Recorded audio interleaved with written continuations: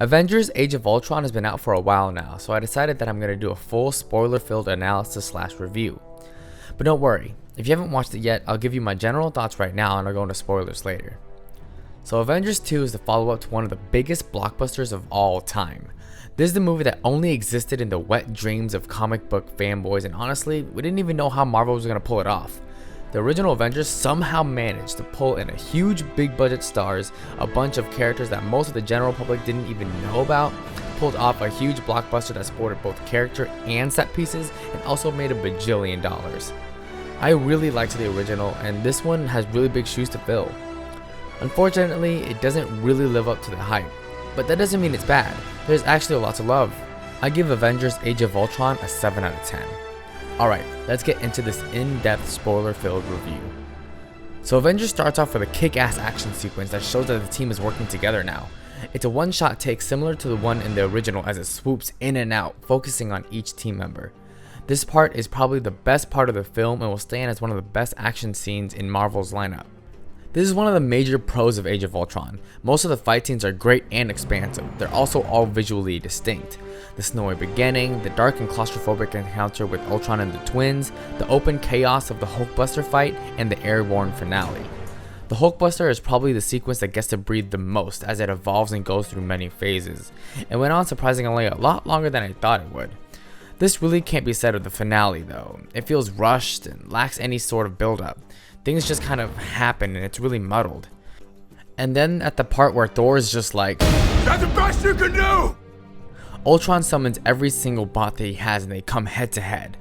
But there should be so much build-up, so much tension at that part. Here are some examples of good tension building of battle scenes. Usually it should be broken down into these stages. You see the enemy and just how powerful they are. They're getting ready to fight. The camera goes to the heroes, who are also powerful but a bit shaken. However, they bond together to become more powerful than their enemy, and then the battle starts. This sells the enormity of the war that will take place and the stakes presented. For example, take this scene in Fellowship of the Ring. They hear the hordes of goblins coming, so you know the force is huge. Then Boromir says, "They have a cave troll." Oh shit, what's a cave troll? You haven't seen a troll yet up to this point in the movie. Tension and suspense ramps up as they hunker down. They're scared, but they work together to face the enemies, and then all hell breaks loose. Here's another example from Dark Knight Rises. Shows heroes scared, but resilient. Shows huge forces of enemies. As it slowly ramps up, it finally explodes into all-out war. It's basically like the weigh-in part of a boxing match. That part is when you really see these two forces of nature butting heads for the first time. That's why the fight is so much more satisfying, because it's been building for such a long time. Instead, the finale just skips to the chaos. I wouldn't have a problem with this if it were any other part, but this is the grand finale of the movie, the most epic part. This should be meticulously cared for. But instead, it's more like, oh look, it's another part of the fight scene. I did enjoy the whole panoramic part where they're defending the core though. The slow-mo sold it.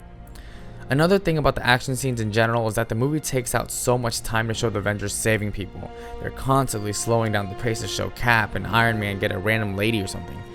I know that people didn't like the ending of Man of Steel, but it doesn't have to be this bad. At least Man of Steel is kinda realistic. You think that when a giant piece of landmass is raised thousands of feet into the air, not a single person will die? It's a little too optimistic sometimes. But speaking of the pacing, that is largely one of the main flaws of this movie. Age of Ultron feels sliced and diced to hell. While I was watching it, I could feel every part that was being cut out. I felt like I was watching a butchered version of a 3-hour movie, as there were so many little things that just didn't work. Like, for example, number 1, Thor's subplot of going to the pool.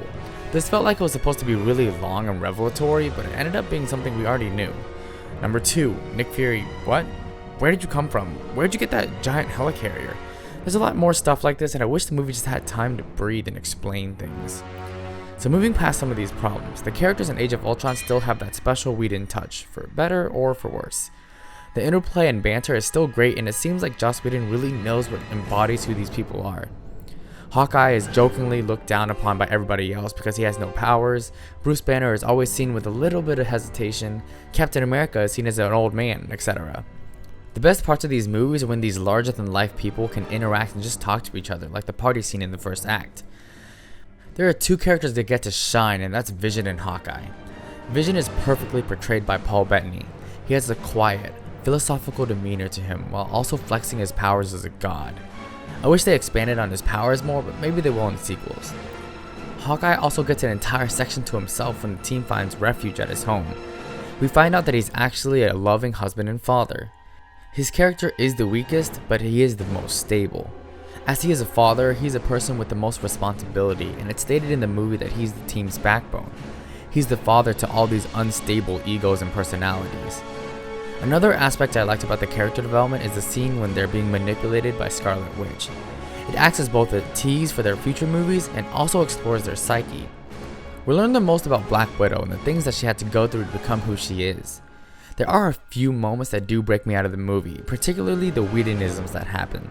Basically, a Whedonism is a snarky remark or banter that the character would never actually say, but Joss Whedon just wants to be clever. It does serve up a lot of funny moments, but I think that humor can come from different things than breaking character. It really does take me out of the movie sometimes. And finally, Ultron is a cool idea of a villain, but in the end, he's as forgettable as the rest. He's well played by James Spader, but he's never fleshed out, at all. He's given a really weak reason to end the world, and then he's just gone for most of the movie, working on his generic dastardly plans. He's never really seen as a big, tough guy, as his body is really weak. He's just really widespread. We never get the full extent of his badassery. He just kind of punches stuff and leaves. The best moment with him comes at the very last moment of his life as he is talking to Vision.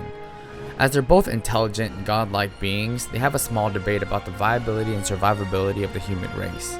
This adds small doses of quiet philosophy and thought that this movie is sorely lacking. All in all though, I did like this movie.